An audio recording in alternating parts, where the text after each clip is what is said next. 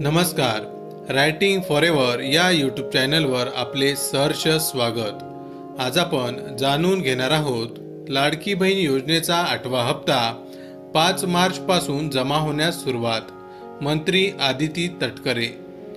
राज्याच्या महिला व बालविकास मंत्री आदिती तटकरे यांनी जाहीर केले की मुख्यमंत्री माझी लाडकी बहीण योजनेअंतर्गत फेब्रुवारी महिन्याचा हप्ता जागतिक महिला दिनाच्या पूर्वसंध्येला म्हणजेच 8 मार्च रोजी लाभार्थी महिलांच्या बँक खात्यात जमा केला जाईल. तटकरे यांनी सांगितलं की 5 ते 6 मार्च पर्यंत हप्ता वितरित करण्याची प्रक्रिया सुरू होईल, ज्यामुळे 8 मार्च पर्यंत सर्व लाभार्थ्यांच्या खात्यात रक्कम जमा होईल.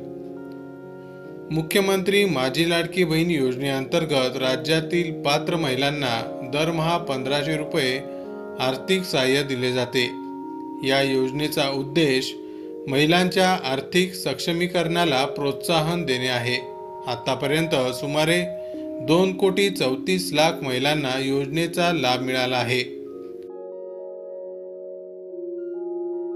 तटकरे यांनी नमूद केले की लाडकी बहीण योजनेचा पुढील हप्ता आणि वाढीव निधीबाबत निर्णय मार्च 2025 मध्ये होणाऱ्या अर्थसंकल्पीय अधिवेशनात घेतला जाईल.